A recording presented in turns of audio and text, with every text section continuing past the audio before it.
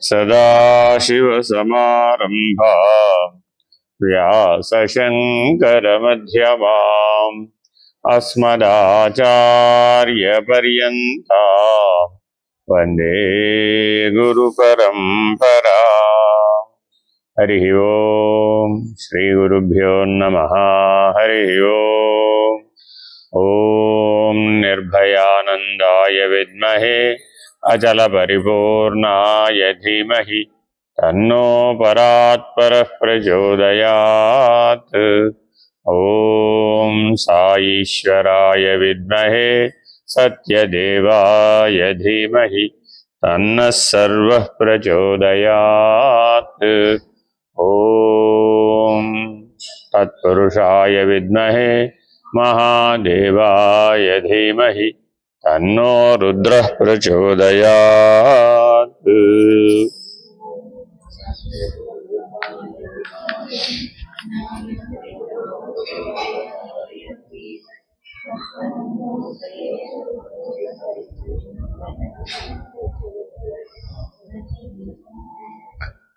దీక్షితీయ సాంప్రదాయంలో మనం ముక్తి మార్గం అనేటటువంటి విశ్లేషణ సూచన గ్రంథం ఇది. దాన్ని ఉదయం మనం కొంతమేరకు పరిశీలించాం. ఇప్పటి వరకు మనం భక్తి మార్గంలో ఉన్నటువంటి నియమాలను విధి విధానాలను పరిశీలిస్తున్నాం. ఉదయం మనం బాహ్య భక్తి, అనన్య భక్తి, ఏకాంత భక్తి అనే వాటిని నిశితంగా పరిశీలించాం. నవవిధ భక్తి మార్గాలన్నీ కూడా బాహ్య భక్తే. జాగ్రత్తగా దీన్ని అర్థం చేసుకోగలగాలి. సాధారణంగా మానవులందరూ కూడా నవవిధ భక్తి మార్గాలలో ఏదో ఒక భక్తి మార్గాన్ని నిజ జీవితంలో ఆచరిస్తూ ఉంటారు. ఏం చేయడానికి సమయం లేదండి. ఏం చేస్తారు? కనీసం ఆ దేవుడి ఫోటో చూసి దండం పెట్టుకుంటారు, వందనం అదేనా చేస్తారు. దానికి ఏం టైం పట్టేది ఏముంది? ఐఎమ్ వెరీ బిజీ అన్నవాడు కూడా అవునా కదా, ఎక్కడక్కడ దేవుడు ఫోటో కనబడలేదండి. అప్పుడు కనీసం మనసులో భగవంతుని తలుచుకొని ఓ నమస్కారం పెట్టుకుంటాడా లేదా? అదే వందనం. కానీ ఆఖరికి ఆత్మనివేదనం కూడా బాహ్య భక్తే. కారణం ఏమిటయ్యా? ఎందుకు ఆ మాట అన్నారు అంటే, జీవుడు వేరే దేవుడు వేరే అనే ద్వైత బుద్ధి చేత ఆచరించబడతాయి. ఈ నవైధ భక్తి మార్గాలన్నీ కూడా ద్వైత బుద్ధి చేత ఆచరించబడతాయి.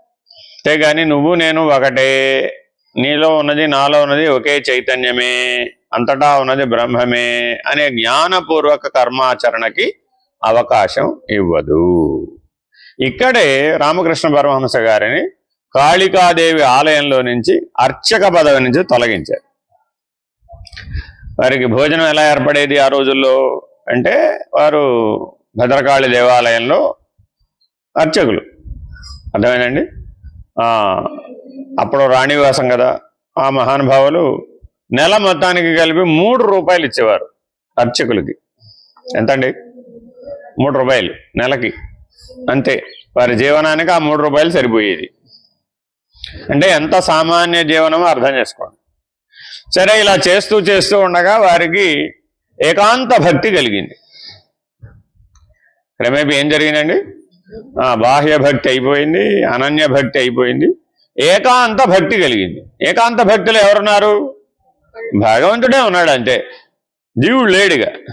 వీడు శాంతం లేకుండా పోయాడు. ఎప్పుడైతే లేకుండా పోయాడో, అమ్మకు ఒక పువ్వు, నాకు ఒక పువ్వు, అమ్మకు అక్షతలు, నాకు కూడా అక్షతలు. అమ్మవారికి ఎన్ని ఉపచారాలు చేస్తే ఆయన కూడా అన్ని ఉపచారాలు. అమ్మకి పెట్ట, ఆయన తిన, అంతవరకు బాగానే ఉంది. ఆయన తిన, అమ్మకి పెట్ట. అర్థమైందండి? ఏకాంత భక్తిలోకి వచ్చేటప్పటికి భేదం లేదు కదా. మరి అసలు లేడనేప్పటికీ ఆయన తిన్నా భగవంతుడు తిన్నట్టే, భగవంతుడికి పెట్టినా భగవంతుడు. అక్కడ రెండు లేవు అసలు. ఇక్కడ ఇలా ఏకాంత భక్తి స్థితికి చేరిపోయాడు. కాబట్టి భక్తి ద్వారా సమాజనిష్ట అంటే అర్థం ఇది. ప్రతి మార్గంలో సమాజనిష్ట ఉంటుందండి. కర్మ మార్గంలోనూ సమాజనిష్ట ఉంది, జ్ఞాన మార్గంలోనూ సమాజనిష్ట ఉంది. చాలా మంది సమాజనిష్ట అంటే కేవలం యోగ మార్గంలోనే ఉందనుకుంటుంటారు. సమాజనిష్ట అంటే రెండు లేకపోవడం. ఇది బాగా గుర్తుపెట్టుకోవాలి. సమాజనిష్ట అనగా ద్వైత బుద్ధి ఎగిరిపోయింది, రెండు లేవు. రెండు ఉంటేనే వాసనా బలం పనిచేస్తుంది. ఇది గుర్తుపెట్టుకోవాలి. అంటే మానవుడికి ముక్తి రావాలి అంటే ఏం సాధించాలి? వాసనారాహిత్యాన్ని సాధించాలి, ఆలోచనారాహిత్యాన్ని సాధించాలి, ఇంకేం చేయాలి? ఇంకో రాహిత్యం ఉంది, బంధరాహిత్యం. ఈ మూడు అయితే అప్పుడు జన్మరాహిత్యం. కాబట్టి ముందేమిటి? ఆలోచనారాహిత్యం. సమాధి నిష్టలో మీకు ప్రాప్తించేటటువంటి అనుభవ జ్ఞానం ఏమిటయ్యా అంటే ఆలోచనారాహిత్యం. మనసు ఉండదు కానీ నువ్వు ఉంటావు. ఇప్పుడు ఎలా ఉన్నావు? అనుభవం లేనప్పుడు మనసు ఉంటేనే ఉన్నావు, లేకపోతే లేదు. మనసు ఉన్నా లేకపోయినా నువ్వు ఉన్నావయ్యా అంటుంది శాస్త్రం.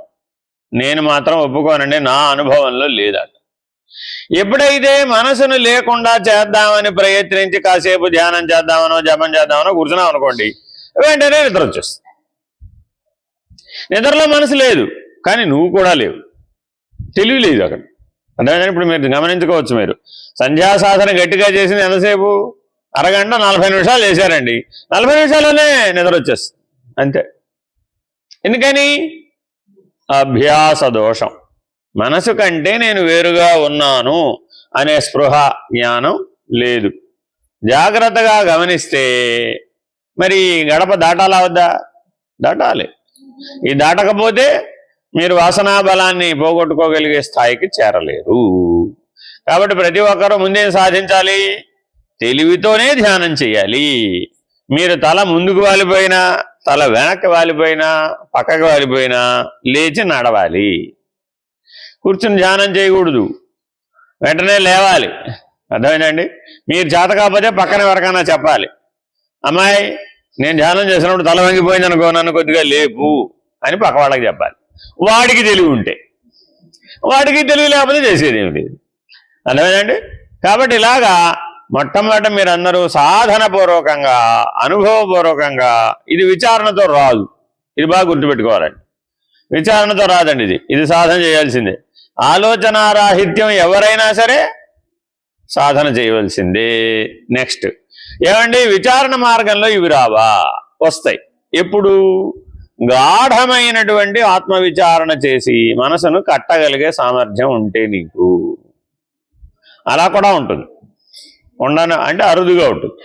అందుకని నాకు మిగిలిన మార్గాలతో పని లేదండి, కర్మ మార్గంతో పని, మీరే ఉత్తములు.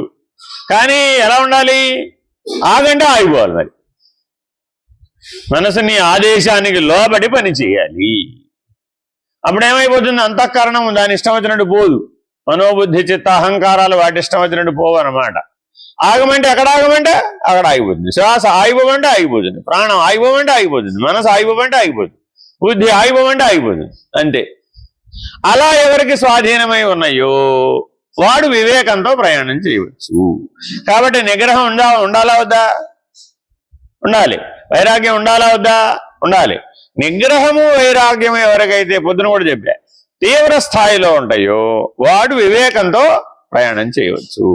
వాళ్ళకి జ్ఞాన మార్గం ఒకటే సరిపోతుంది, వాళ్ళకి విచారణ ఒకటే సరిపోతుంది. మిగిలిన ఏ సాధన వాళ్ళకి అవసరంలా. ఎందుకని? వాడు చెప్పినట్టు వింటున్నాయి కాబట్టి. వాడు చెప్పినట్టు వినకపోతే అర్థమైందండి?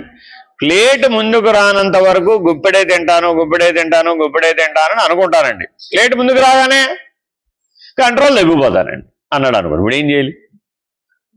ఇప్పుడు నీ సాధనలో ఉన్నట్టా లేనట్టా? అర్థమైందా ఇప్పుడు మీకు? కాబట్టి నిగ్రహం ఉండాలా వద్దా? ఉండాలి. వైరాగ్యం ఉండాలా వద్దా? ఉండాలి. ఎన్నిట్లో ఉండాలి? అన్నిటి మీద ఉండాలి. అందుకనే పొద్దున ఏం చెప్పారు నాయనా? 5 జ్ఞానేంద్రియాలు, 5 కర్మేంద్రియాలు ఎలా ఉండాలి? నీ లక్ష్యానికి లోబడి ఉండాలి. తీవ్ర మోక్షేచ్ఛ అనే దానికి లోబడి ఇంద్రియాలు పనిచేయాలి. కానీ నీవు ధర్మార్థ కామాలనే భోగ రూపమైనటువంటి జీవనాన్ని జీవించడానికి వాడకూడదు. పరమ పురుషార్థమైన మోక్షం దృష్టి అనే ఇంద్రియాలను వాడితే నువ్వు మనిషి అవుతావు. ధర్మార్థ కామాల దృష్ట్యానే నువ్వు గనక ఇంద్రియాలను వాడినట్లయితే పశుప్రాయుడు అయిపోతావు. ఎందుకని? వాటికి అంతే ఉంది కాబట్టి తెలివి. వాటికి అంతే ఉంది, నీకు అంతే ఉంది తెలివి. ఈశ్వరుడు దృష్టిలో మీ ఇద్దరి మధ్య భేదం లేదు. ఈశ్వరుడు నేను ఎప్పుడు కౌంట్ చేయడం మొదలు పెడతాట? పరమ పురుషార్థం దృష్ట్యా నువ్వు ఇంద్రియాలను వాడడం మొదలుపెట్టినప్పటి నుంచి అమ్మవారికి చెప్తారట, కొద్దిగా ఈ క్యాండిడేట్ ని స్పెషల్ కేర్ తీసుకోండి అని. సాధకుడు అని అంటుంటాం మనం. ఎవరు సాధకుడు? ఇదే తేడా. సాధకుడు అయిన వాడు పరమ పురుషార్థం కోసమే జీవిస్తాడు. సామాన్యుడు ధర్మార్థ కామాల కొరకే జీవిస్తాడు. ఇంతే తేడా. కాబట్టి ఒకసారి మీరు సాధకుడు అయ్యారనుకోండి, మళ్ళీ సామాన్యుడు అవ్వలేరు. ఎందుకని? You will be taken care of by the divine mother. అందుకని రామకృష్ణ పరమహంస ఏమంటారు? అన్నీ అమ్మకి చెప్పుకో అంటారు. అన్నీ అమ్మకి చెప్పుకోవాలంటే నీకు బొమ్మలా కనబడుతుంది కానీ అమ్మలా కనబడలేదే. బొమ్మలా కనబడుతుందా? అమ్మలా కనబడుతుందా? అమ్మలా కనబడాలి. కానీ మనకి ఎలా కనబడుతుంది? బొమ్మలా కనబడుతుంది. ఎందుకని? బాహ్య భక్తి. అది అమ్మలాగా ఎప్పుడు కనబడుతుంది? అనన్య భక్తి. అర్థమైందండి? ఎప్పుడైతే అనన్య భక్తికి మీరు లోపల పరిణతి చెంది హృదయ స్థానంలో ఉండడం వచ్చేస్తుందో అప్పుడు ఏమైపోయింది? ఆ సమాధి నిష్ట యొక్క ప్రభావం చేత నాకు ఆ దేవతకి లేదు. అప్పుడు జీవుడు ఎగిరిపోయాడు, దేవుడు వచ్చేసాడు ఆ స్థానంలో. అనన్య భక్తి వల్ల ఏమైందండి? జీవుడు బదులు దేవుడు వచ్చేసాడు. అప్పుడు ఏమైపోయింది? సాలోక్యం ఎగిరిపోయింది, సామీప్యం వచ్చేసి. చూడండి ఎంత తేడా వచ్చేసింది. అర్థమైందా? మనమందరం ఇప్పుడు ఎక్కడ ఉన్నామయ్యా? దేవలోకంలో ఉన్నాం. ఎప్పుడు అనన్య భక్తి సమాధి నిష్టలో లభించగానే నీకెప్పుడు దివ్యత్వంతో ఉన్నట్టే అనుభవం వస్తుంది. ఈ దేవలోకంలోనే ఉంటావు. అప్పుడు సామీప్యం. అర్థమైందండి? ఇంకా బాగా బలపడిపోతే సారూప్యం కూడా రేపపాట్లో వచ్చేస్తుంది నీకు దేవతా రూపం. నేనే లలితా పరమేశ్వరు అనగానే అయిపోతావు. అంటే అవ్వండి చూద్దాం. మామూలుగా అయితే కదా నువ్వు అనేది. అలా ఉండేది. ఇక తర్వాత నుంచి అంతా ఏమవ్వాలి? అది అయిన తర్వాత అలా ఉండాలి. కాబట్టి అనన్య భక్తి వస్తే అలా ఉండాలి. ఆ తర్వాత ఏకాంత భక్తి. అమ్మ కాదయ్యా బాబు, బ్రహ్మ. అర్థమైందండి? బాహ్య భక్తులు ఎలా ఉన్నాం? బొమ్మ. అనన్య భక్తులు ఎలా ఉన్నాం? అమ్మ. అదే ఏకాంత భక్తికి చేరాం. అప్పుడేమైంది? అమ్మ కాదురా బ్రహ్మ. ఇదే 3 మాటల్లో చెప్పేసింది ఇదేళ్ళముడు అమ్మ. అమ్మ భక్తి గురించి నీ అభిప్రాయం ఏంటమ్మా అన్నాడు. ఏమన్నా ఆవిడ? నాయనా అది బొమ్మ అమ్మ అని అడిగింది. బొమ్మ కదమ్మా అన్నాడు. అయితే నీకు బాహ్య భక్తే. అంతే. విగ్రహం కదండి అన్నావా? విగ్రహం ఏమిటయ్యా బాబు? బాబాగారు అండి. విగ్రహమా బాబాగారా? అయిపోయింది. ఎప్పుడు బాబాగారు ఏం చేసినా ఆయన అక్కడ ప్రత్యక్షంగా ఉన్నారు, ప్రత్యక్షంగా ఉన్నారు. ఇది బాగా గుర్తుపెట్టుకోవాలి. బొమ్మ అనగానే పరోక్షం అయిపోయింది. ఇప్పుడు నిలయంలో బాబా గారు ఉన్నారా లేరా? ఇంకెక్కడ ఉన్నారండి బాబా గారు? వెళ్ళిపోయి 10 సంవత్సరాలు అయిపోయింది. మీ తాతగారు ఉన్నారా లేదా? ఇంకెక్కడండి మా తాతగారు? పోయి 50 ఏళ్ళు అయిపోయింది. ఏమైపోయింది ఇప్పుడు? పరోక్షం, బాహ్య భక్తి.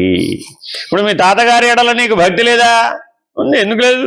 మీ తాతగారు ఫోటో చూసి దండం పెట్టుకుంటావు, అది భక్తేగా. కానీ అది ఏ భక్తి? పితృదేవతా భక్తి అంతా బాహ్య భక్తి. అక్కడ ఈ అనన్య భక్తి, ఏకాంత భక్తి అనే పరిణామం వీలు కాదు. నువ్వు ఎంతకాలం ప్రయత్నించినా మా తాతయ్య నేను ఒకటే అని చూద్దాం అనగలవా? ఎందుకనలేవు? ఎట్లా అవుతామండి? ఆయన ఎక్కడ, మనం ఎక్కడ? ఆయన ఎప్పుడో 1900 సంవత్సరం, మనం ఎప్పుడో 2025. అబ్బే అప్పటికిప్పుడు కుదరదండి బాబు అనేసామా లేదా? అదే గొడవ వచ్చి భగవంతుడి దగ్గర కూడా వచ్చేసింది. రాముడు ముందు కూర్చుంటాడు. రాముడు నేను ఒకటే అనమానండి అనడు. ఎందుకని? రాముడు ఎప్పుడో త్రేతాయుగవాడు, నేను కలియుగవాడు. అయిపోయింది. యుగ భేదం, కాలభేదం, దేశభేదం, వస్తుభేదం, అంత భేద బుద్ధే. ఆ భేద బుద్ధి ఉన్నంత కాలం బాహ్యమే, బహిర్ముఖమే. కాబట్టి నీ భక్తి ఎందుకు ఫలితాన్ని ఇవ్వడం లేదు? బాహ్యంగా ఉంటుంది కాబట్టి. దానికో పరిణామం ఉంది. అదైనా సరిగ్గా ఉంటే సాలోక్య ముక్తి లభిస్తుంది. ఆ బాహ్య భక్తి అయినా 100కి 100 మార్కులు వచ్చేటట్టుగా కనుక ఉంటే అప్పుడు సాలోక్య ముక్తి అయినా లభిస్తుంది. అదే అనన్య భక్తి దాకా వచ్చావు, అప్పుడు సామీప్య సారూప్య ముక్తులు లభిస్తుంది. అదే ఏకాంత భక్తి దాకా వచ్చావు, అప్పుడు నువ్వు ఎగిరిపోయావు, నువ్వు లేవిగా. అప్పుడు ఎవరున్నారు? భగవంతుడే ఉన్నాడు. అంతే. అప్పుడేమైంది? సాయుధ్యముక్తి లభిస్తుంది. కర్మ మార్గం కూడా ఈ రకమైనటువంటి చతుర్విధ ముక్తులను భక్తి మార్గం ద్వారా ప్రసాదిస్తుంది. బాగా గుర్తుపెట్టుకోవాలండి. భగవంతుడే లేడన్నాడండి ఒకడు. ఇప్పుడు వాడికే ముక్తి ఇవ్వాలి? వాడే ముక్తికి చేరతాడంటావు? దేవుడున్నా ఏంటండి పాట ఏమిటది? దేవుడనే వాడున్నాడా అని మనిషికి కలిగెను సందేహం. ఆయన ఏమన్నాడు వెంటనే? మనిషి అనేవాడున్నాడా అని దేవునికొచ్చెను అనుమానం. ఈయనకి సందేహమే, ఆయనకు అనుమానమే వచ్చింది ఏకంగా. ఎందుకని? మనిషి ఎప్పుడు అయ్యావు? మోక్ష పరమ పురుషార్థం కోసం జీవించేవాడు అయితే నువ్వు మనిషి. కానీ మనం ఎప్పుడైతే ధర్మార్థ కామాల వైపు తిరిగిపోయామో నువ్వు మనిషి కాదు ఆయన దృష్టిలో. అందుకని ఆయనకు వచ్చిన అనుమానం ఏమిటి? అసలు నువ్వు మనిషేనా? దానికి సమాధానం చెప్పుకోవాలట. అందుకని భగవంతుడే లేడన్న వాడి దగ్గరికి వెళ్ళి ఇప్పుడు ఈ పాఠం అంతా చెప్పామనుకోండి, ఏమిటయ్యా నీ ముక్తి? నాకు అర్థం కాదు, అర్థం లేని ముక్తి పాఠం అంట. కాబట్టి ఎవరికి పడితే వాళ్ళకి ముక్తి మార్గాన్ని బోధిస్తానంటే అవుతుందా? వెళ్ళి ఇప్పుడు మీ మనోడు 6 ఏళ్ళు 7 ఏళ్ళు 8 ఏళ్ళు 10 ఏళ్ళు వాడు ఉంటాడండి. రారా బాబు నీ కూర్చో, నీకు నేను ముక్తి మార్గం బోధిస్తాను అన్నాను. ఏమంటాడు? వెళ్ళవమ్మా నాకు అర్జెంట్గా అక్కడ పరీక్షలు, నేను పరీక్షలు చదువుకోవాలి. అంతేనా కాదా? కాబట్టి ఎవరికి ఇది సాధ్యమైంది అంటే బాహ్యంలో తన యొక్క విద్యుక్త ధర్మాచరణ కర్మాచరణ అంతా ధర్మ పద్ధతిగా పూర్తి చేసుకున్న వాళ్ళు ఎవరైతే ఉన్నారో వాళ్ళకే ఈ పరమ పురుషార్థమైనటువంటి లక్ష్యం కలుగుతుంది. కొంతమందికి జన్మతః కలుగుతుంది. అది ఎలా వచ్చింది? బ్రాడ్ ఫార్వర్డ్, గతం నుంచి ముందుకు వచ్చేస్తుంది అనమాట. మనం కూడా అలాగే తెచ్చుకున్నాం. దాదాపు మన జీవితంలో 99% అంతా బ్రాడ్ ఫార్వర్డే. 1% ఈ జన్మలో మనం ఎక్వైర్ చేసాం. అది అందువల్ల చాలా వరకు మన చేతులు లేదండి. మీరు గమనిస్తే మీ జీవితంలో ఎన్నో పరిస్థితులు, ఎన్నో సంఘటనలు మీ చేతుల్లో ఉండి జరిగినట్టు అనిపించవు. ఏదో శక్తి తోసుకుపోతూ ఉంటుంది అంతే. ఆ శక్తి ప్రవాహం మేరకు ఏది జరగాలో అవి జరిగిపోతూ ఉంటాయి అంతే. మీరు ఎంత ఆపాలని ప్రయత్నించినా ఆ పరిస్థితులను ఆపడం కుదరదు. ఎంతగా మార్చాలని ప్రయత్నించినా మార్చడము వీలు కాదు. ఆ 1% చాయిస్ మీకు ఎందుకు ఇవ్వబడిందయ్యా అంటే ఆ 1% స్వేచ్ఛ వలన మీరు సాక్షిగా ఉండొచ్చు. అదొక్కటే. ప్రారబ్ధ కర్మలో మీరేం తప్పించడానికి మార్చడానికి వీలుండదు, కానీ సాక్షిగా ఉండొచ్చు. అది మీరేం చేశారు? ఈ 1% సాక్షిగా ఉండడం వచ్చిన వాళ్ళకి తెలుస్తుంది, లేకపోతే ఇంకా తెలియదు. అర్థమైందండి? ఆ 1% సాక్షిత్వం అనే స్వేచ్ఛని కనుక మీరు సరిగా వినియోగించుకోవడం చేత కాకపోతే సాధనపూర్వకంగా ఈ 1% కూడా అందులోనే తెలుసు. అందువలన జ్ఞానపూర్వక కర్మాచరణ చేయవలసినటువంటి మానవుడు ఆ జ్ఞానాన్ని వదిలిపెట్టుకోవడం వలన పశుప్రాయుడై ధర్మార్థ కామముల వరకే జీవిస్తున్నాడు. పరమ పురుషార్థమైన మోక్షాన్ని లక్ష్యంగా పెట్టుకోవడం లేదు. కాబట్టి ఎప్పటికైనా మనం ఏం చేయాలి? ఇట్టి కర్మలు ఆచరించినందువలన కలుగు ఫలమేమి? అనేక రకాల కర్మలను ఆచరిస్తున్నామని. ఏమిటది? నిత్యకర్మ, నైమిత్తిక కర్మ, కామ్యక కర్మ, నిషిద్ధ కర్మ, ఆఖరిది ప్రాయశ్చిత్త కర్మ. ఈ 5 రకాల కర్మలను ఆచరించడం వలన మనకేమైనా ఉపయోగం ఉందే అని అడుగుతున్నారు. 13వ పేజీకి వచ్చాం మనం. నిత్య నైమిత్తిక కర్మలు యావజ్జీవ పర్యంతము చేసినట్లయితే ప్రారబ్ధము నశిస్తుంది. ఏదైనా సరే. నిత్యం అంటే ఏంటి? రోజు చేసేది. నైమిత్తికం అంటే ఏంటి? ఫలానా ఏకాదశి తిథికి ఉపవాసం ఉండాలి, ఫలానా పౌర్ణమి తిథికి ఫలానా వ్రతం ఆచరించాలి, ఫలానా చతుర్దశికి మాస శివరాత్రికి ఇలా చేయాలి, ఫలానా అమావాస్యకి అలా చేయాలి, ఫలానా పర్వదినాన్ని ఇలా చేయాలి. అదంతా ఏంటి? నైమిత్తికం. కాలగతిని అనుసరించి కర్మగతిని నడపడాన్ని నైమిత్తికం అంటారు. కాలగతితో పనిలే. పొద్దున్న లేస్తూనే స్నానం చేయాలి, తర్వాత ఈశ్వరారాధన చేయాలి, ఆ తర్వాత సాధన చేయాలి, ఆ తర్వాత ఆత్మారాముని పోషించాలి, ఆ తర్వాత ఇలా ఏదో పొద్దున్న లేచినా కానీ రాజన తరపోయేదాకా ఈ కర్మ అంతా ఏమిటి? నిత్యకర్మ. ఈ నిత్య నైమిత్తికములే ప్రారబ్ధ కర్మ, వేరే ఇంకేం లేదు. ఈ జన్మలో మీ నిత్య నైమిత్తికాలు ఇలా ఉన్నాయి. గత జన్మలో అప్పుడు ఎక్కడ పుట్టారు, ఎలా పుట్టారు, ఏ శరీరాన్ని ధరించారు, ఏ దేశంలో ఉన్నారు, ఏ సంస్కృతిలో ఉన్నారు, దాన్ని బట్టి అప్పటి నిత్య నైమిత్తికాలు ఉన్నాయి. వచ్చే జన్మకి ఎలా ఉంటాం? అదేమిటి ఇప్పుడు చెప్పాలి కదా. వచ్చే జన్మకి ఎలా ఉంటావు? చాలా మందికి మనం శాపాలు ఇస్తూ ఉంటాం. ఎలా ఇస్తాం? నీకు మళ్ళా ఇంకో జన్మ ఉందిలే, నువ్వు మళ్ళీ అక్కడ పడతావు. మన సంగతి ఒకటి మనకి తెలియదు, పక్కవాడి సంగతి ఎలా చెప్తాం? నీకు ఆవేశం వచ్చినప్పుడు చూడాలన్నమాట. ఈ వేదాంత జ్ఞానం అంతా అప్పుడు పనికొస్తుంది. అర్థమైందండి? ఎదుటివాడి మీద ప్రయోగిస్తాం అనమాట అప్పుడు. అదంతా చూసుకోండి మీరు కావాల్సి వస్తే. ఈ వేదాంత మార్గంలోకి రాగానే అందరికీ జన్మల మీద వెళ్ళిపోతూ ఉంటుంది కథ అంతా. వచ్చే జన్మకి ఏమవుతాము, అంతేనా కాదా? ఎందుకని వచ్చే జన్మ ఎక్కడి నుంచి వచ్చింది? ఇప్పుడు ఈ నిత్య నైమిత్తికాల్లోంచే పుట్టింది, ఈ ప్రారంధ కర్మను అనుభవించే దాంట్లోంచే పుట్టింది. ఎలా పుట్టింది? అసంతృప్తి రూపంలో పుట్టింది. జ్ఞానపూర్వక కర్మాచరణ చేస్తే, సాక్షిగా జీవిస్తే, ఈ నిత్య నైమిత్తికాలైనటువంటి ప్రారంధ కర్మ ఆచరణలో నీకు అసంతృప్తి మిగలదు. కామ్యక కర్మ వలన స్వర్గాది భోగములు కలుగునే గాని విదేహ కైవల్యము కలుగు. అంటే అర్థమేంటి?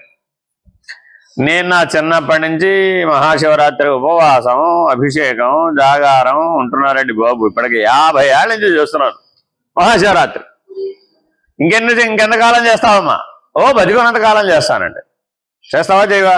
ఏముంది అక్కడ చేయడానికి? తినకుండా ఉండటం, నిద్రపోకుండా ఉండటం, చేతనైతే ఒక చెంబుడు నీళ్ళు ఈశ్వరుడి మీద పోయడం, ఇంతే కదండి. ఇప్పుడు ఇదేదో బ్రహ్మాండం బదలగొట్టిన లెవెల్లో ఫీల్ అయిపోతున్నాం అంటే, ఇంతేనా కాదా? ఎంత సామాన్య దృష్టితో చూస్తే ఏమిటి? రోజు తినే ఆహారం ఆ రోజు తినకుండా ఉన్నాడు, ఒకటి అయిపోయింది. 2, రోజు నిద్రపోయినట్టు నిద్రపోకుండా ఉన్నాడు, అది 2వ పాయింట్. 3వ పాయింట్, అందుబాటులో ఉన్నటువంటి చెంబుడు నీళ్ళు తీసుకెళ్లి ఈశ్వరుడి మీద పోసాడు. ఓం నమః శివాయ, ఓం నమః శివాయ పంచాక్షరి మంత్రం చెప్పుకుంటూ, అంతే కదా. ఇప్పుడు దానికి ఈశ్వరుడు ఏం చేయాలి? మహాశివరాత్రి నాడు అదేదో మోక్షం ఏదో ఆయన ఇస్తాటండి బాబు, గ్యారంటీగా ఆ రోజు మోక్షం వచ్చేస్తుంది. 50 ఏళ్ళ నుంచి చేస్తుంటే మోక్షం ఇవ్వక ఎందుకు? ఎవరి కోసం ఇస్తాడండి? మా అమ్మ ఇవ్వాల్సిందే, మా అయ్య ఇవ్వాల్సిందే అని డిమాండ్ పైగా. అర్థమైందండి? మరి కరెక్ట్ అని అంటారా? బాహ్య భక్తి. కాబట్టి మన లోపల మనం కామ్యక కర్మ నుంచి, ఎందుకని ఈ మాట అంటున్నాడు? ఆ ముక్తి కూడా కామ్యకమేనట. ఎందుకని? బాహ్య భక్తిగా ఆచరిస్తున్నావు కాబట్టి. అదే ఏకాంత భక్తికి వచ్చాడండి, సమాధినిష్టకు వచ్చేసాడండి, సాక్షాత్కార స్థితికి వచ్చేసాడండి, అప్పుడు మరి ఇలాగే ఉన్నాడా? ఈ డిమాండ్ కమాండ్లు ఉన్నాయా ఇప్పుడు అక్కడ? నువ్వు ఉంటేగా, నీలో అహం ఉంటేనే కదమ్మా. అహం ఎప్పుడైతే లేదు అప్పుడేమైపోయింది? ఇంకా డిమాండ్ లేదు, కమాండ్ లేదు, నువ్వే లేవు. నేనే లేదు అన్నప్పుడు బంధమే వరకు ఉందా? లేనే లేదు. కాబట్టి ఆలోచనారాహిత్యం, వాసనారాహిత్యం, బంధరాహిత్యం ఎవరైతే సాక్షాత్కారం అనే జ్ఞానంతో ఏకాంత భక్తి ద్వారా పొందుతాడో వారు ఆ భక్తి స్థితిలో జన్మరాహిత్యాన్ని పొందడానికి అర్హత సంపాదిస్తాడు. కాబట్టి మానవ జీవితంలో భక్తి మార్గం కర్మ మార్గమే. కానీ ఎక్కడి నుంచి ఎక్కడికి ఎదగాలి? నిత్య నైమిత్తిక కామ్యములను దాటాలి. దాటి ఏం చేయాలి? నిషిద్ధాన్ని ఆచరించకుండా ఉండాలి. ఒకటేమో ఆచరించకుండా ఉండాలి, నిత్య నైమిత్తిక కామ్యములను మోక్షాపేక్షతో, పరమ పురుషార్థ లక్ష్యంతో, ఏకాంత భక్తితో వీలైతే ఆచరించవచ్చు, లేదు మానేయచ్చు. ఏకాంత భక్తిలో నువ్వు ఆచరించావా లేదా అన్న ప్రశ్న లేదు అక్కడ. అర్థమైందండి? ఎందుకని? అర్థమైందండి? పెద్ద ప్రశ్న అడుగుతాడు అనమాట. ఏమయ్యా, గంగాధరుడు కదా ఆయన, అసలు ఆ గంగా నదే ఆయన ఎత్తిమించి పడుతూ ఉంటే మళ్ళా నువ్వు అట్టుకెళ్ళి ఆ గంగలో నీళ్ళే పట్టుకెళ్ళి వచ్చా 3 నీళ్ళు పోసి నేను అభిషేకం చేశానంట బయటయ్యా. కరెక్ట్ అని అంటావా? చూడండి, కరెక్టేనా? రేపు చూడండి ఎన్ని కడవల నీళ్ళు, ఎంత హడావిడు. ఎక్కడి నుంచి తెచ్చావు? ఆ గంగా నదిలో నుంచే. ఎవరి మీద పోసావు? ఆ గంగ ఎక్కడ పుట్టిందో వాడి ఊరిని అన్యాయం పాడుగాను. బావిలో నీళ్ళు పట్టుకెళ్ళి బావిలోనే పోసి బావిలోకి నీళ్లు నేనే తెచ్చానన్నట్టు. ఊరిని ఏకాంత భక్తిలోకి వచ్చేటప్పటికి ఏమైపోయింది? ఇలా కనబడుతుంది, ఇలాగే కనబడుతుందండి. సకల చరాచర సృష్టి ఎవరి సంకల్పం చేత ఉద్భవించింది? ఈశ్వర సంకల్పం చేత. దాంట్లోంచే 4 ఆకులు, 4 కాయలు, 4 బళ్ళు తెచ్చి అక్కడ పెట్టి, ఆహా నీకెంత నైవేద్యం పెట్టానో తెలుసా అన్నట్టు. ఊరిని అన్యాయం పాడుగాను. కరెక్టేనా? కాదు కదా. ఆలోచించండి. మనం ఏదైనా మీరు పూజకు వాడే సకల ద్రవ్యాలు కూడా ఎవరు సృష్టించారు? ఈశ్వర సంకల్పం. మరి ఈశ్వర సంకల్పాన్ని అందుకోవడానికి కదా, తెలుసుకోవడానికి కదా, ఆ ఈశ్వర నియతిని తెలుసుకుని ఆ ఈశ్వర స్థితిలో ఉండడానికి కదా ఈ బ్రహ్మ ప్రయత్నం. అప్పుడు అది ఏకాంత భక్తి అయిపోతుంది కదా, నీకు ఈశ్వరుడికి భేదం లేదు కదా. ఇప్పుడు ఈశ్వరుడికి బంధం ఉందంట వేడు గొప్పదీసి లేదుగా, ఈశ్వరుడికి ఏ బంధం లేదు, వాసన లేదు కాబట్టి. ఈశ్వరుడికి ఏ ఆలోచన లేదు, ఎందుకని రెండవది లేదు కాబట్టి. నీకెందుకుంది ఆలోచన, రెండవది తోస్తుంది కాబట్టి. రెండవది తోచినంత కాలం మనసు పనిచేస్తుంది. అదేనండి, ఎవరికైతే రెండవది తోచదో అంతఃకరణం లేదు వాడికి. మనోబుద్ధి చిత్తాహంకారాలు 4 ఒక్క మనస్సే, 4 లేవు అక్కడ. కానీ ప్రతి వాళ్ళు ఏమనుకుంటున్నారు, విచారణ చేసే వాళ్ళందరూ అడుగుతారు 1, 4 అందరూ ఏమంటారు, 4 అండి బాబు, 4. మనసు వేరే, బుద్ధి వేరే, చిత్తం వేరే, అహంకారం వేరే, మనోమయ కోశం వేరే, విజ్ఞానమయ కోశం వేరే, ఆనందమయ కోశం వేరే. ఎలా అవుతుందమ్మా? ఒక్క మనసే మనోమయ కోశం కర్మేంద్రియాలతో కలిసి, జ్ఞానేంద్రియాలతో కలిస్తే విజ్ఞానమయ కోశం. ఆ ఒక్క మనసే తమో గుణంతో అహంకారంతో నిలబడినప్పుడు అదే ఆనందమయ కోశంగా ఉన్నది. అన్నమయ ప్రాణమయాలంట వాటికి తెలివే లేదు, జడం. మరి నేనెవరిని? పంచకోశ విలక్షణ కాదేమిటి? మరి అప్పుడు నువ్వు ఈశ్వరుడే కదా. జ్ఞాతస్థానంలో ఉంటే ఎవరు నువ్వు? ఈశ్వరుడివే. 24 ఎక్కడ ఉన్నాయి? అప్పుడు జ్ఞాతస్థానంలో నేను చూసామండి, అప్పుడు 24 ఎక్కడ ఉన్నాయి? ఆ 24 నీళ్ళు లయం అయిపోయింది. ఎప్పుడైతే ఆ 24 నీళ్ళు లయం అయిపోయినాయో, నీవు మాత్రమే ఉన్నావో, అప్పుడు పంచీకరించబడినావా, పంచీకరించబడలేదా? పంచీకరించబడితే ప్రకృతి, పంచీకరించబడకపోతే పురుషుడు. As simple as it. ఇప్పుడు ప్రకృతి ఎక్కడుంది? పురుషుడిలో భాగంగానే ఉంది. 24 కాదండి బాబు, 25. 25 కాదండి బాబు, 26. సాంఖ్య విచారణ దృష్ట్యా అప్పుడు ఏమైపోయావు? ఏకాంత భక్తి 26 ఒకడే ఉన్నాడు. అసలు 25 లేవురా బాబు, ఒకట్రా ఆయన 26 అది ఒకట్రా బాబు. అంతే. అనన్య భక్తి అన్నప్పుడు 25, ఏకాంత భక్తి అన్నప్పుడు 26. అపంచీకృతం. ఆ అపంచీకృత పురుషుడు క్షరుడా, అక్షరుడా, పురుషోత్తముడా? పురుషత్రయం, స్థితి భేదం అంతే. పురుషుడు ఒక్కడే. వాడు కిందకి తిరిగి చూస్తున్నాడు, ఎష్టి వైపు చూస్తున్నాడు, అప్పుడెవరు? క్షర పురుషుడు. సమిష్టి వైపు చూస్తున్నాడు, అక్షర పురుషుడు, వాడే కూటస్థుడు. ఈ 26వ శబ్ద లక్షణం ఏదైతే ఉందో అది 25 వైపు చూసిందండి, అప్పుడేమయ్యాడు? క్షర పురుషుడు. అదే పైకి చూశాడు, బ్రహ్మాండంలో ఉన్న 5 5 25కి సాక్షిగా చూశాడు, అప్పుడు అక్కడే ఉన్నాడు, అక్కడ అక్షర పురుషుడు. అక్కడ 26 అన్నాడు, ఇక్కడ 26 ఎవడో, అక్కడ 26 అన్నాడు, అప్పుడేమైంది? పిండ బ్రహ్మాండములు 2 లేవు, ఉన్నది పురుషోత్తముడు మాత్రమే, ఉత్తమ పురుషుడు మాత్రమే. ఇప్పుడు నిర్ణయం చేయడానికి ఎంత సమయం పట్టింది? ఎంత? కరెక్ట్గా అరగంటలో అయిపోయింది అంత. ఇప్పుడు అయిపోయినట్టు ఉండమంటే ఉంటారా? ఆ ఉన్నవాడికి జ్ఞాన మార్గం. ఇది విచారణ చేశాం, నిర్ణయం చేశాం, ఎన్ని రకాలుగా చూసినా ఇంతకంటే ఏమీ కనబడటం లేదు. అలా ఉంటే అయిపోయినట్టు. అర్థమైందండి? నేను అలా ఉండలేకపోతున్నాను అన్నావు, అప్పుడు ఎక్కడ దాకా దిగి వచ్చేస్తావు? బ్రహ్మాండంలో 26 కూటస్థుల దగ్గర నుంచి మొదలు పెడితే ఎక్కడ దాకా? ఏవో ఎక్కడ దాకా వస్తావు? నీ తెలివి ఎక్కడుంటే అక్కడ దాకా దిగి వచ్చేస్తావు. ఎంతసేపట్లో? అంతే, అదే చెప్తున్నాడు. కైవల్యం, అందుకని విదేహ కైవల్యం కలుగదు. నిత్య నైమిత్తిక కామ్యక నిషిద్ధ కర్మలు ఆచరించేటటువంటి వాళ్ళకి కైవల్యం అనే ప్రసక్తే లేదు. మరలా జనన మరణము కలుగుతుంది. అది ఇంతకీ యథావత జనన మరణాల కారణం ఏమిటి? నిత్య నైమిత్తిక కామ్య నిషిద్ధ కర్మలను ఆచరించేటప్పుడు నేనే కర్త అనే తెలివి కలిగి ఉండడం, అనే గుర్తింపును వదలలేకపోవడం. ఎవరికి వారే. ఒక అలగారు నేను సముద్రం కంటే భిన్నము అన్నాడు, ఒక కొండగారు నేను మట్టి కంటే వేరే అన్నదట, ఒక ఉంగరం గారు నేను బంగారం కంటే తెలివైన దాన్ని అన్నదట. ఏ రకమైన గుర్తింపు మిగుల్చుకున్నా ఆ గుర్తింపు ఎవరిది? కర్తది. కాబట్టి గుర్తులన్నీ ఎవరికి? కర్తకే. కర్తే లేకపోతే ఏ గుర్తు లేదు. అర్థమైందండి? కాబట్టి గురి గుర్తు ఇది బాగా తెలియాలి. గురి అంటే లక్ష్యం, గుర్తు అంటే ఎరుక. గురి అంటే బయలు, బయలు అనేది లక్ష్యం, గుర్తు అంటే ఎరుక. ఈ ఎరుక అనే గుర్తుని ఎవరైతే పోగొట్టుకుంటారో అప్పుడు ఉన్నది బయలే. ఉన్నది బయలని చెప్పడానికి ఏది అవసరంలా, అది ఎప్పుడూ ఉంది. ఇదే వచ్చి పోతూ ఉంటుంది. మీరు ఒకప్పుడు చిన్నప్పుడు పుట్టారమ్మా, ఇప్పుడున్న గుర్తింపు అంతా అప్పుడు ఉందా లేదా? 50 ఏళ్ల క్రితం 60 ఏళ్ల క్రితం మీరు పుట్టారమ్మా, పుట్టిన మొదటి రోజున మీ జీవితంలో మీరు పొందవలసినటువంటి గుర్తింపు అంతా ఉందా లేదా? అదేమిటి? నువ్వు కాదేమిటి? అది నువ్వు కాదేమిటి? ఎందుకు లేదు? ఎలా లేదు?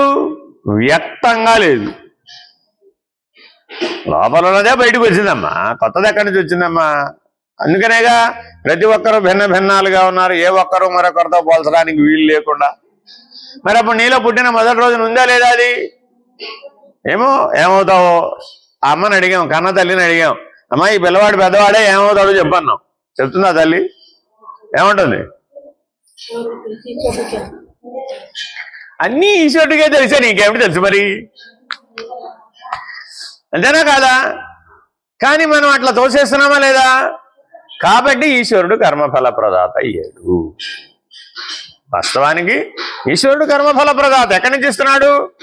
నీ హృదయంలో నుంచే. అక్కడుండి నీ నిత్య నైమిత్తిక కామ్య నిషిద్ధ కర్మలను జాగ్రత్తగా గమనిస్తున్నాడు. గమనించి తత్కర్మ ఫలాన్ని నీకు ప్రసాదిస్తున్నాడు. మరి ఇప్పుడు ఈశ్వరుడు ఉన్నాడా లేదా? ఉన్నాడు. అనుభవించే జీవుడు ఉన్నాడా లేదా? ఉన్నాడు. ఆ అనుభవించడానికి జగత్తు ఉందా లేదా? ఎదురుకుండా ఉందా? ఆ భూత్రయం వచ్చేసింది, త్రిపుటి వచ్చేసింది. త్రిపుటి ఎప్పుడైతే వచ్చేసింది అప్పుడు ఎవరు నువ్వు? జీవుడే. 24, 25 అంటానికి లేదు ఇప్పుడు అక్కడ. ఎవరికైతే ఈ త్రిపుటిగా మూడుగా చెప్పినవేవి లేవో వాడే సాక్షి, వాడే జ్ఞాత. కాబట్టి చాలా జాగ్రత్తగా భక్తిని జ్ఞానాన్ని సమన్వయపరచుకోమని చెప్తోంది. కర్మ భక్తి జ్ఞానం వేరువేరుగా లేవు. Very very important. నువ్వు జ్ఞాతగా ఉన్నప్పుడు జ్ఞానంగానే ఉన్నావు. అర్థమైందండి? నీ లక్షణం ఏమిటి? జ్ఞానమే నీ లక్షణం. జ్ఞాతకి ఏమిటయ్యా? జ్ఞా అనేది వాడి లక్షణం, తెలిసి ఉండుట అంతే. ఎలా తెలిసి ఉండుట? సాక్షిగా తెలిసి ఉండుట. ఇది వెరీ వెరీ ఇంపార్టెంట్. అయితే అది పంచీకృతం. 25వ స్థానం పంచీకృతం. ఎప్పటికైనా నీ లక్ష్యం ఏమిటి? అపంచీకృతం, పైకెక్కాలి. పురుషత్రయ నిర్ణయం కావాలి. కాబట్టి విదేహ కైవల్యం ఎవరికి సిద్ధిస్తుందయ్యా? ఎవరికైతే పురుషోత్తమ నిర్ణయం కలుగుతుందో, క్షరాక్షర స్పర్శ లేనటువంటి పురుషోత్తమ నిర్ణయం కలుగుతుందో, పిండ బ్రహ్మాండముల యొక్క స్పర్శ లేనటువంటి బయలు పరబాహ్య నిర్ణయం అవుతుందో వాడికే విదేహ కైవల్యం సాధ్యమవుతుంది. ఇందాక పంచవిధ ముక్తులు చెప్పారు. సార్ష్యముక్తి అని, అది జీవన్ముక్తి. అంటే అర్థం ఏమిటి? బ్రహ్మాండంలో 26, బ్రహ్మాండంలో 26 లేదా 25. 25లో కూడా జీవన్ముక్తి ప్రారంభం అవుతుంది, 26లో నిర్ణయం అవుతుంది. అది జీవన్ముక్తి. అసలు అది లేదు ఇది లేదంటే విదేహ కైవల్యం. సాధారణంగా అందరూ శరీరం పడిపోయినాక విదేహముక్తి పొందారని, విదేహ కైవల్యం అని అలా రాస్తారు. కానీ అది కరెక్ట్ కాదు. జ్ఞానంతో నిర్ణయం అయ్యేదే. పిండ బ్రహ్మాండములు పుట్టనే లేదు. పిండ బ్రహ్మాండాలే పుట్టకపోతే పిండాండ సాక్షి బ్రహ్మాండ సాక్షి పుట్టినట్టేనా? పిండ బ్రహ్మాండాలకే లేనప్పుడు సాక్షిగా అసలే లేదు. కాబట్టి ఎవరైతే జనన మరణాలు లేవంటారో, అసలు సృష్టి పుట్టలేదంటారో, విశ్వమే పుట్టలేదంటారో వాడికి మాత్రమే విదేహ కైవల్య నిర్ణయం సాధ్యమవుతుంది. సరే, మళ్ళా ఒక శాస్త్రవాక్యాన్ని స్వీకరించారు విచారణకి. జ్యోతిష్టోమో స్వర్గకామో యజేత క్షీణే పుణ్యే మర్చలోకే విశంతి అని స్మృతి. శృతులు వేరే, స్మృతులు వేరే, పురాణాలు వేరే, ఇతిహాసాలు వేరే. భారతీయ సనాతన ధర్మం 4 రకాలైనటువంటి శాస్త్ర సమాధానాలు చెప్తుంది. 4 రకాల ఒక ప్రశ్న అడిగారు అనుకోండి, 4 సమాధానాలు చెప్తుంది. ఏటా 4 సమాధానాలు? శృతియుక్తమైన సమాధానం. శృతి అంటే వేదం. వేదం మాత్రమే చెప్పినటువంటి విధానాన్ని ఒక సమాధానం చెప్తుంది.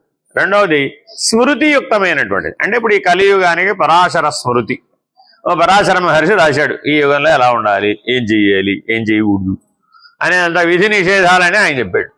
ఆ స్మృతి ప్రకారం ఆ వాక్యం చెప్తుంది ఒక సమాధానం. శృతి స్మృతి. పురాణం. పురాణం అంటే అర్థం ఏంటి?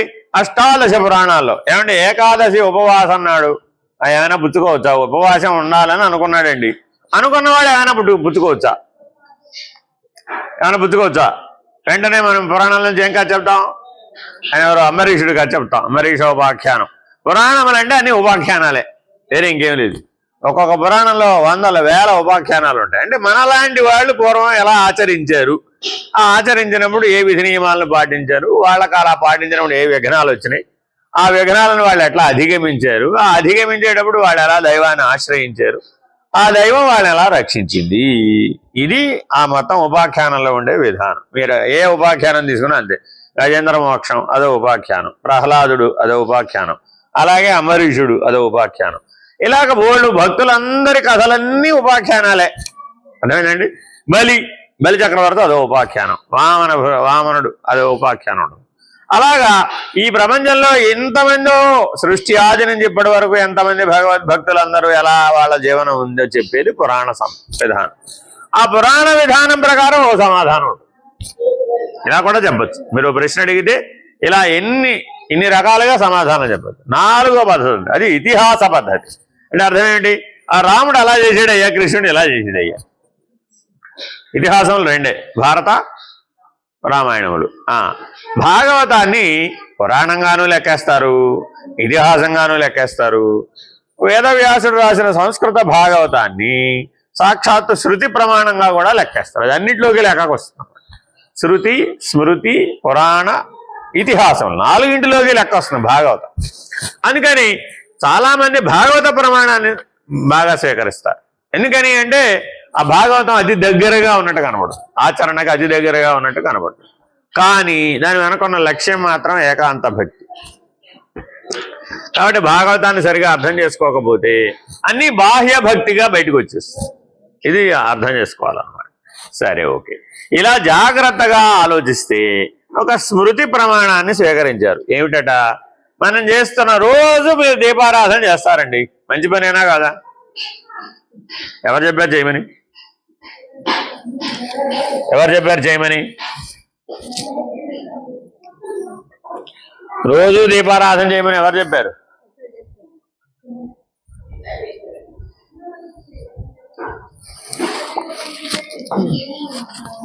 ఓయ్ సమీరా, మాట్లాడకుండా పని చేసుకోవచ్చు కదా.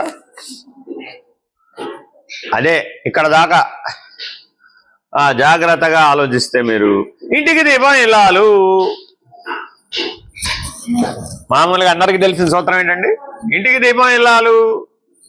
వివాహ కాలంలో దీపం వెలిగించాలండి. అమ్మాయి దీపం వెలిగించు అంటాడు బ్రహ్మగారు, అంతేనా కదా? సో మొదటి పని ఏంటి నీకు? దీపం. రామా, తర్వాత ఇప్పుడు రోజు దీపం వెలిగిస్తుంటారా? ఏమో భగవంతుడికి ఎరుక. కాబట్టి ఆ నిత్యకర్మ చేయాలా వద్దా? తప్పక చేయాలి. ఏమిటండి అది? జ్యోతిష్ఠోమాది యజ్ఞంలో భాగం అన్నాం.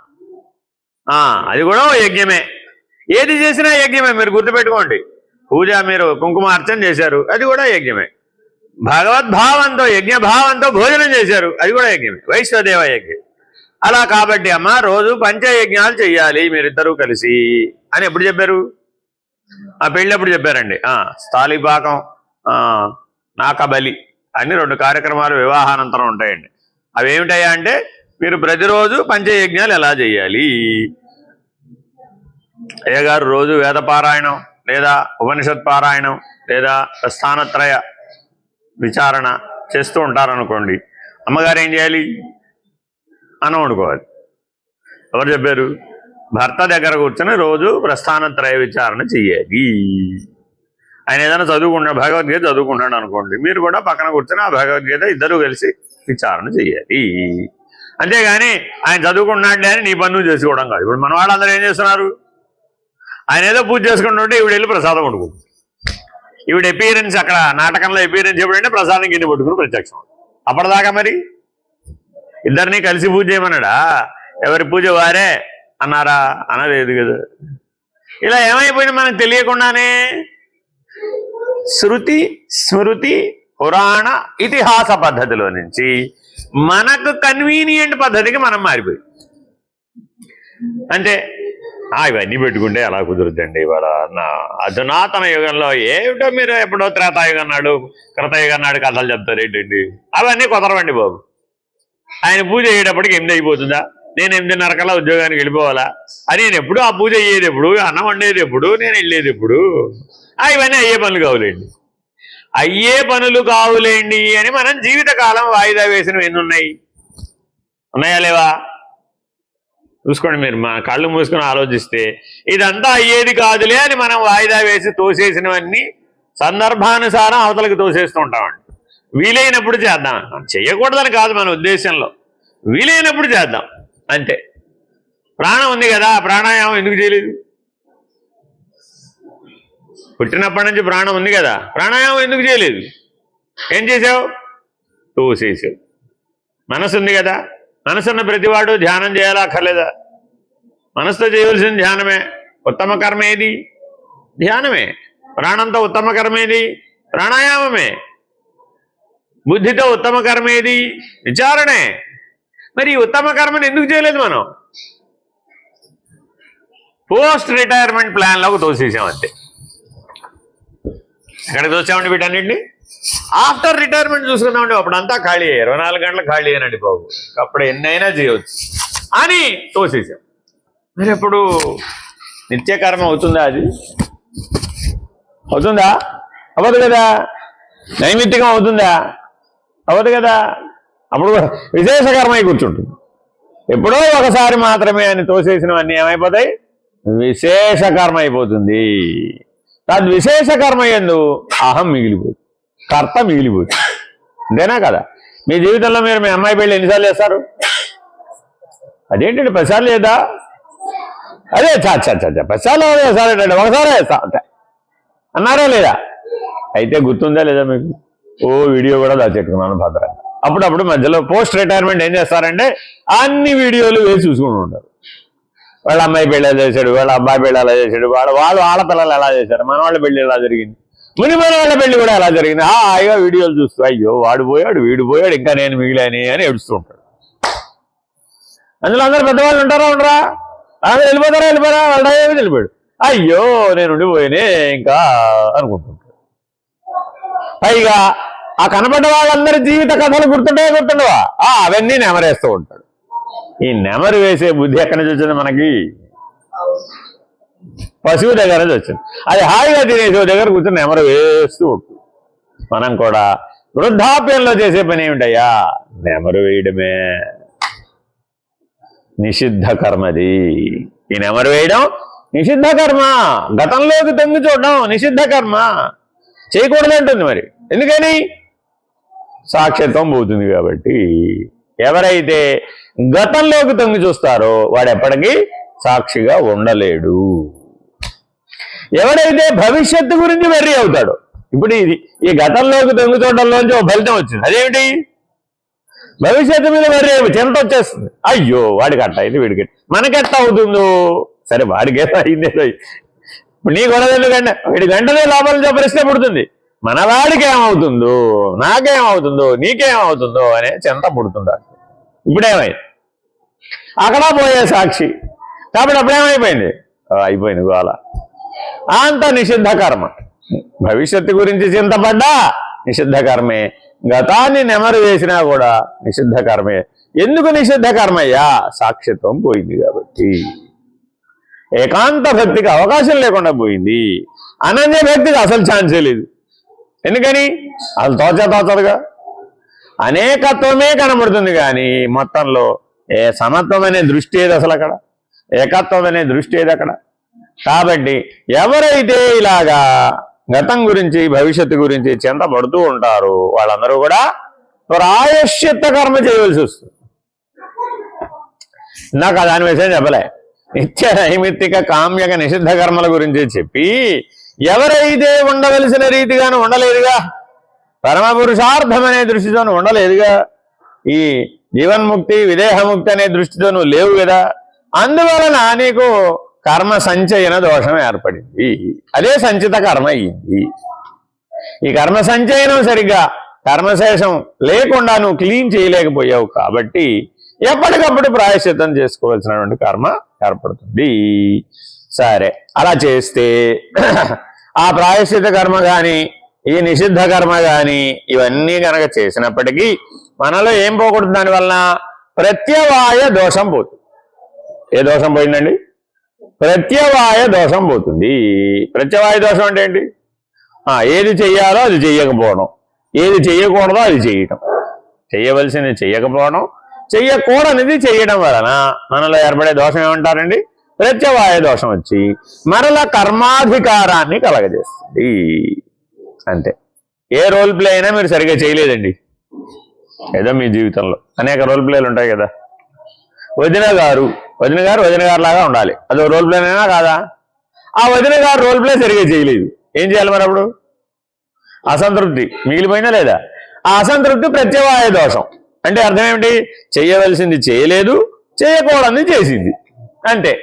ఈ రెండిట్లో ఏ పద్ధతిలో మీరు ప్రవర్తించినా అప్పుడు అక్కడ అసంతృప్తి మిగిలినా మిగిలింది. ఆ మిగిలిన అసంతృప్తి ఏం చేసింది? పునః కర్మాధికారాన్ని కలిగించింది. ఏ పాత్రకైనా పెట్టుకోయా, నువ్వు వేసిన ఎన్ని పాత్రలైనా తీసుకో, ఆయా పాత్రలలో నువ్వు సాక్షిగా ఉండి అనన్య భక్తి, ఏకాంత భక్తి, ఈశ్వరార్పణ బుద్ధి, యజ్ఞ భావన, ప్రసాద భావన ఏ పేరైనా పెట్టుకో. ముక్తి మోక్షం లక్ష్యంగా కనుక ఆ పాత్రను వేసి ఉన్నట్టయితే ఏం ప్రమాదం లేదు. ముక్తి మోక్షం అనే లక్ష్యం పెట్టుకోలే, అప్పుడు ఏమైపోయింది? అంతా బాహ్యవే. ఆ బాహ్య భక్తి అనేటటువంటి దృష్టికోణంలో చేసినా కూడా కనీసం సాలోక్య ముక్తి లభిస్తుంది. అసలు భక్తితో పని లేకుండా పూర్తిగా కర్మలో మునిగి చేసాం, ఫలితంలో మునిగి చేసాం, లాభ నష్టాల్లో ద్వంద్వాల్లో మునిగి చేసాం. అప్పుడేమైపోయింది? ఆ పాత్ర నీకు తప్పక కర్మాధికారాన్ని కలిగిస్తుంది. అర్థమైందండి? పూర్వకాలంలో ఒక దోషం ఉండేదట. ఒకరు ఏం చేసేవారు? పెళ్లి చేసుకునేవారు. వాళ్ళ కర్మవశాన్ని వాళ్ళకి పిల్లలకు కలగలేదు అనుకోండి, ఆ భర్త గారు వేసాడు ఇంకోటి చేసినవాడు, వాళ్ళకి కలగకపోతే ఇంకోటి చేసినవాడు. ఉదాహరణ చెప్పండి. దశరథ మహారాజు అదేనండి, ముందు కౌశల్యాదేవిని చేసుకున్నాడు, పిల్లలు పుట్టలేదు. తర్వాత సుమిత్ర చేసుకున్నాడు, తర్వాత ఊరిని వేసుకోవచ్చా? కర్మాధికారం. ఎందుకని? పుత్రుడు లేకపోతే ఎలాగండి? ఉన్నామ నరకాన్ని దాటించేటటువంటి నావ లేకపోతే ఎలాగా అని ప్రయత్నం చేశాడు. ఇంత చేస్తే ముగ్గురిని పెళ్లి చేసుకున్నా కూడా తేలేదు. కానీ కైకల్య తెలుసా మీరు? ఆవిడ పేరండి కైక. ఆ కైకాదేవి యొక్క తండ్రి ఒక నియమం పెట్టాడు. ఏమండి, మీరు 3వ వివాహం చేసుకుంటున్నారు, ఇప్పటికి ఫలించి ఉంటే మొదటి 2 వివాహాల దగ్గరే ఫలించి ఉండాలి కదా, ఫలించలేదు కదా, సంతానం కలగలేదు కదా మీకు. ఇప్పుడు ఇక మొదటి 2 దగ్గర సంతానం కలిగే వయసు కూడా దాటిపోయింది కదా వాళ్ళకి. మా అమ్మాయికే సంతానం కలిగే అవకాశం ఉంది కదా, కాబట్టి మా అమ్మాయి కలిగిన సంతానానికి మీరు రాజ్యం ఇవ్వాలి. ధర్మమేనా కాదు ఎప్పుడైనా అడిగింది? ఆడబిడ్డ తండ్రిగా, ఆడపిల్లనిచ్చే తండ్రిగా చూస్తే కరెక్టేనా కాదా? ఎంత ఈజీగా ఒప్పేసుకున్నావు చూడండి. నీ చేతిలో ఉందా? సంతాన ప్రాప్తి యోగం నీ చేతిలో లేదు. కౌశల్యకి పిల్లలు పుట్టరని ఆయన డిసైడ్ అయిపోయాడు, సుమిత్రకి పుట్టరని డిసైడ్ అయిపోయాడు. ఈయన డెసిషన్ ఈశ్వరుడు మన్నించాలి కదా. సరే, దశరథ మహారాజు కూడా అనుకున్నాడు, లోక వ్యవహార రీత్యా చూస్తే ఇది కరెక్టే కదా, అలాగే లేండి అని వాగ్దానం చేసి. కానీ ఈశ్వరుడు ఏం చేశాడు? తిప్పి రాశాడు ఏం చేశాడు? ముగ్గురికి ఒకసారే సంతానం కలిగేది చేశాడు. కొన్ని గంటల వ్యవధిలో పుట్టేశారు 4. మరి అంత దగ్గరగా పుట్టేస్తే ఇప్పుడేం చేయాలి? ఇప్పుడు దశరథ మహారాజుకి చింత ఎప్పుడు ప్రారంభమైంది? పిల్లలు పుట్టగానే చింత ప్రారంభమైంది. ఎందుకని? ఆ వాగ్దానం గుర్తొస్తుంది మాడికి. అయ్యయ్యో, ఆ వాగ్దానం ఇచ్చేసానే. అందుకని రాముడు పితృవాక్య పాలకుడు అని అంటారు కదా. అంటే అర్థం ఏమిటి? తండ్రి ఇచ్చిన మాటను నిలబెట్టాడు. తండ్రికి ఇచ్చిన మాట కాదు, తండ్రి ఇచ్చిన మాటను నిలబెట్టాడు. ఆవిడ కైకాదేవి వనవాసానికి వెళ్ళమని చెప్పేటప్పుడు ఈ వృత్తాంతం చెప్పింది. ఏమయ్యా, మీ నాయన 2 వరాలు ఇచ్చాడు, మా నాన్నకి ఇట్లా ఒక వాగ్దానం చేశాడు, ఇలాగా నాకు పుట్టిన పిల్లలకి రాజ్యాధికారం ఇప్పిస్తానని. మరి ఇప్పుడేమో కౌసల్యకి అనేసింది. మరి ఇప్పుడు ఏం చేయాలి? డెసిషన్ నువ్వు తీసుకోవాలి. ఇప్పుడు మీ నాన్న ఇచ్చిన మాట నిలబెడతావో మానేస్తావు. కానీ సినిమా రూపంలో వచ్చేసేపటికి ఏమైపోయింది, అంత గొడవ పెరిగిపోయినట్టు అయిపోయింది. అంత గొడవ అక్కడేం జరగలేదు, అక్కడేం లేదు విషయం. ధర్మ సందిగ్ధత వచ్చిందన్నాడు, ధర్మ సూక్ష్మం. రామ విగ్రహవాన్ ధర్మ, రాముడే వచ్చాడు. దానికోసం ఆవిడేదో మునగ తీసుకుని కోపగ్రహంలోకి పోయింది, దశరథుని కాలుతో తని, ఇదంతా సినిమాటిక్. ఇది అదంతా ఇది జరగలేదు అక్కడ. అక్కడ సందర్భం వచ్చింది, ఆ రాముడి పట్టాభిషేక సమయం వచ్చిందండి. వచ్చేటప్పటికి మందర ఈ విషయం గుర్తు చేసింది. గుర్తు చేస్తే ఆవిడ అడిగింది, ఏమయ్యా మా నాయనకి ఇచ్చిన మాట ఏం చేస్తావు మరి అని. అంతే. అడిగితే అప్పుడు ఏం చేయాలి మరి? ఇప్పుడు ఈ దశరథుడు ఆల్రెడీ చింతపడుతున్నాడు కదా, కోప వెళ్ళిపోయాడు. ఇప్పుడు మరి కర్మాధికారం పెరిగిందా తరిగిందా? చూడండి, ఇలాగ మనం ఏ ఇతిహాసం, ఏ పురాణం, ఏ ఉపాఖ్యానం చూసినా కూడా నిత్య నైమిత్తిక నిషిద్ధ కర్తవ్య కర్మలు, కామ్యక కర్మలు ఇవే కనబడతాయి అన్నీ కూడా. మరి ఇవన్నీ చేస్తే ఏమిటండి వాళ్ళకి? చూడండి, ఆఖరికి స్వర్గానికి వెళ్ళారు అంటాడు. తర్వాత ఏమైంది?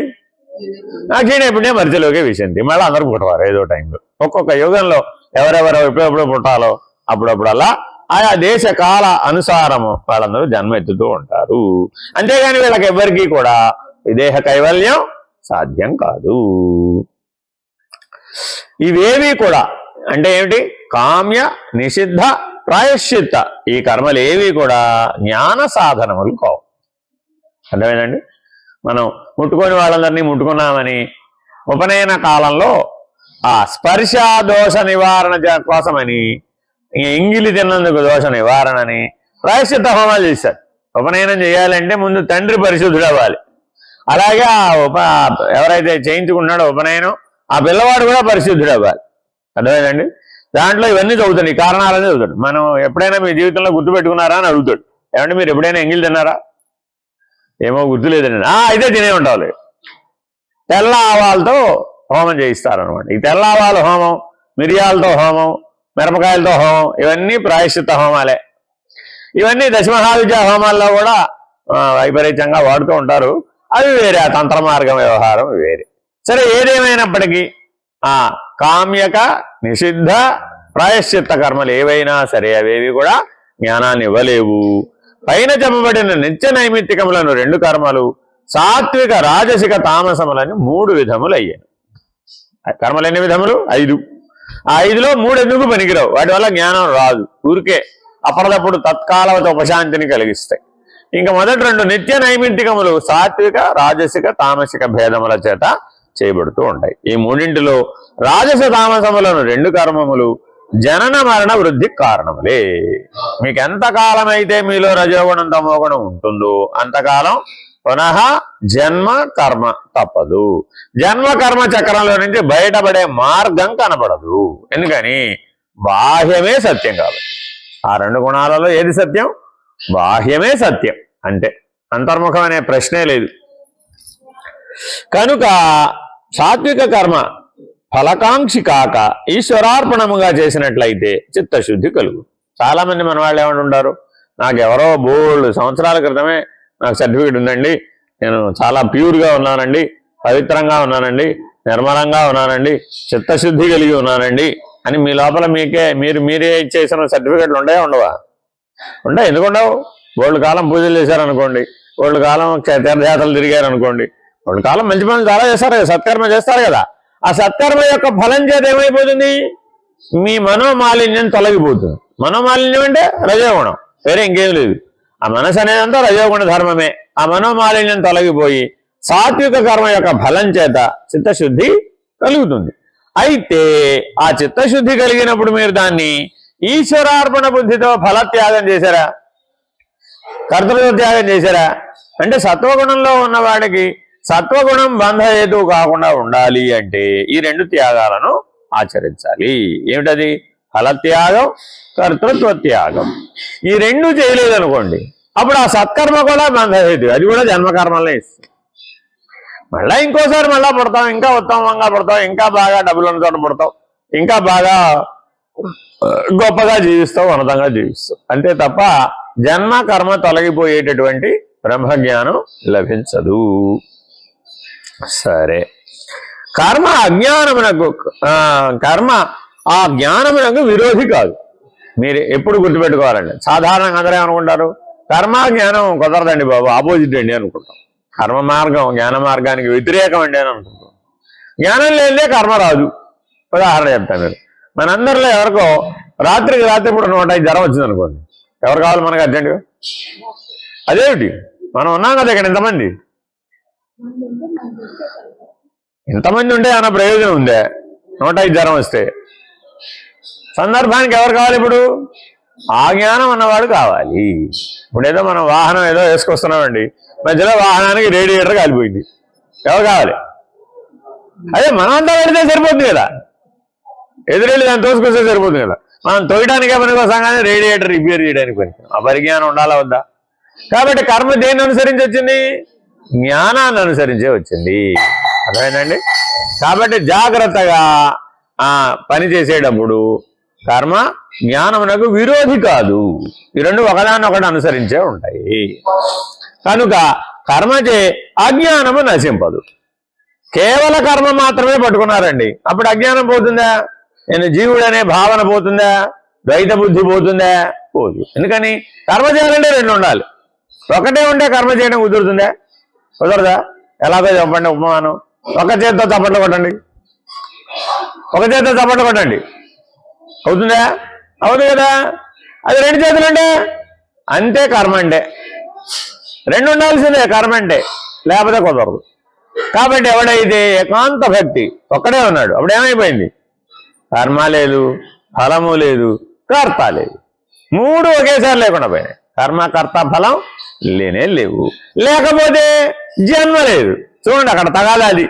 ఎందుకు మీరు ఏకాంత స్థితిలో దాకా రావాలి? ఎందుకు మీరు అనన్య స్థితి దాకా రావాలి?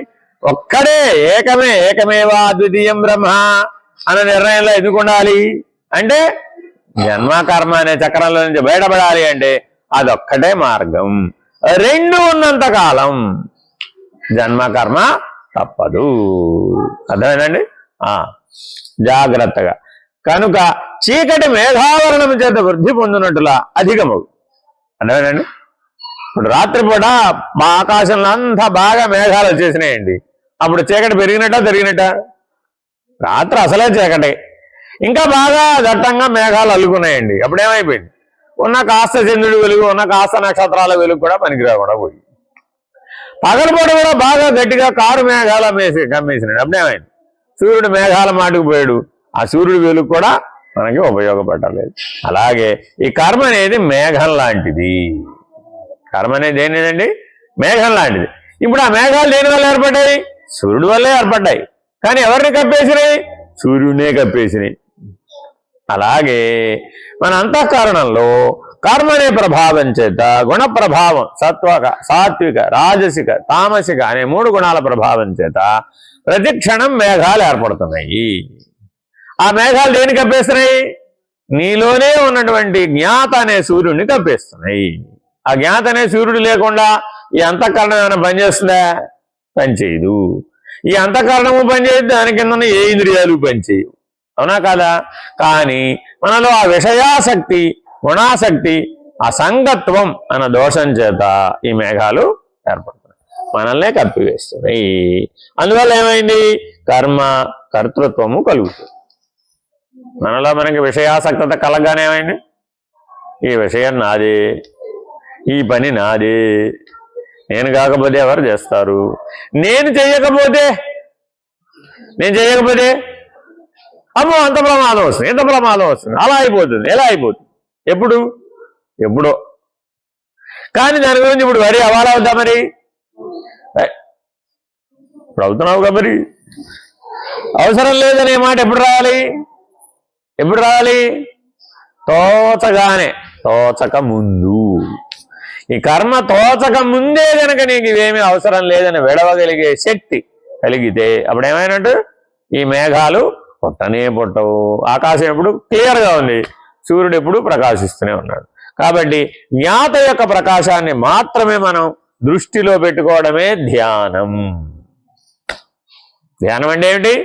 క్లియర్ స్కైలో ప్రకాశిస్తున్న సూర్యుడిని చూశాడట, ఆహా అది నేనే అనుకున్నట్ట, ధ్యాస అలా సూర్యుడి మీద పెట్టాడట. ఆ సూర్యుడు నేనుగా ఉండిపోయాడు. అదే ధ్యానం అంటే. కాబట్టి జ్ఞాత ప్రకాశంలో మాత్రమే నిలకడ చెంది ఉండటమే ధ్యానం. కనుక అజ్ఞానమును తొలగజేయజాలదు. ఇది ఎలాగైనా తనకు అర్థము తెలియని ఏ ఒక శ్లోకం యొక్క అర్థము గంగా స్నానం చేసినప్పటికీ 1,00,000 గాయత్రి జపం చేసినప్పటికీ తెలియదు. దాని అర్థము తెలిసిన వారిని అడిగి తెలుసుకునేవారేను. మనం సాధారణంగా అందరికీ మృత్యుంజయ మంత్రం బాగా వచ్చు కదా. దాని ఆ మంత్రం బాగా పునశ్చరణ కూడా చేస్తారా చేయరా? దాని అర్థం తెలుసా మీకు అని అడిగామనుకోండి, తెలియదు. అర్థం తెలియక మంత్రం చదువుకుంటూ 1000 సార్లు గంగా స్నానం చేసిన, 1000 సార్లు విభూతి ధరించిన, 1000 సార్లు ఏవో ఎన్ని ప్రయత్నాలు, కర్మ ప్రయత్నాలు ఎన్ని చేసినా ఆ అర్థం బోధపడకపోతే అది జ్ఞానంగా మారిందా? మరి మారలేదు. అలా మన జీవితంలో అర్థం తెలుసుకోకుండా ఎన్ని కర్మలు చేసి ఉంటాం. మరి వాటన్నింటికి మరి మన జ్ఞానంగా మారలేదు. అంటే కర్మ సరాసరి జ్ఞానాన్ని ఇచ్చిందా? ఇవ్వలేదు. ఎప్పుడిచ్చింది? తగినటువంటి జ్ఞాని వద్దకు వెళ్ళి దాని లక్ష్యార్థాన్ని విచారణ చేసినప్పుడే అది జ్ఞానంగా మారింది. సరే, దినశుద్ధి. ఇవాళ మంచి రోజు అవునా కాదా తెలుసుకోవాలంటే దేన్ని అడగాలి? పంచాంగాన్ని అడగాలి, తెలియవలను. అంతేగాని గోడని, కుర్చీని, మీ ఇంట్లో ఉన్న వాళ్ళని, ఇంట్లో ఉన్న వస్తువులన్నింటినీ ఇవాళ మంచి రోజైనా, ఇవాళ మంచి రోజైనా కనపడే వాళ్ళందరినీ అడిగామండి. అడిగితే ఏమైనా ప్రయోజనం ఉందా? అదే ఒకసారి పంచాంగం చూస్తే మంచి రోజు అవునో కాదో, ముహూర్తం అవునో కాదో తెలుసుకుంది. కాబట్టి కర్మచే జ్ఞానం రాదు, విచారణ చేతనే వస్తుంది. చిత్తశుద్ధి వలన, సద్గురువును ఆశ్రయించడం వలన, శ్రవణము చేత జ్ఞానము కలుగును. కాబట్టి సత్వగుణాధిక్యమైన కర్మ చిత్తశుద్ధికి కారణమగును, మోక్షమునకు సాక్షాత్ సాధనము కాదు. ఇందుకు కర్మకి యొక్క ప్రాధాన్యత తగ్గింది. ఇందాకేం చెప్పాడు? జ్ఞానము కర్మ ఒకదానికొకటి పరస్పర సంబంధం కలిగి ఉన్నట్టే కనబడుతుంది, కానీ సాక్షాత్తుగా రాదు, యాజ్ ఇట్ ఈజ్ గా రాదు. చాలా విచారణ చేస్తే కానీ రాదు. కాబట్టి జ్ఞాన కర్మ పదార్థౌ ద్వాభాస్య భాసక లక్షణా జ్ఞానాన్మోక్షోన కర్మాభ్య ఇది వేదాంత డిండిమ. వేదాంత డిండిమ ఎవరు చెప్పారు? శంకర భగవత్పాదులు చెప్పారు. దాని అర్థం ఏమిటంటే, అయితే యుక్తమైనటువంటి కర్మ ఎప్పుడూ కూడా భక్తి వలన, దేనివల్ల మార్పు చెందుతుందండి? జ్ఞానంగా కర్మకి భక్తిని జోడించాలి. జోడించి లింగదేహముతో పొందగల స్వర్గాది భోగములను త్యజించి, ఈ భక్తిలో తగాదా ఉంది. అక్కడేముంది? ఆ భక్తి అంతా లింగదేహం, సూక్ష్మ శరీరంతో చేస్తాం. దానివల్ల దానికేం లభిస్తుంది? స్వర్గాది సౌఖ్యాలు లభిస్తాయి. కానీ స్వర్గాది సౌఖ్యములందు నీకు అపేక్ష లేకపోతేనే ఆ భక్తి జ్ఞానాన్ని ఇస్తుంది. కాబట్టి స్వామి ఇంకా యోగ మార్గం ఎటువంటిదో సెలవీయము అని భక్తి మార్గమును విచారణతో ముగించాం. హరి ఓం. పూర్ణమద పూర్ణమిదం పూర్ణాత్ పూర్ణముదచ్యతే పూర్ణస్య పూర్ణమాదాయ పూర్ణమేవావశిష్యతే. ఓం తత్సత్. ఓం శాంతి శాంతి శాంతి. హరి ఓం. నారాయణ నారాయణ. ఇదేదో కట్టేసేయండి. విజయ్ ఎట్ట వెళ్ళండి.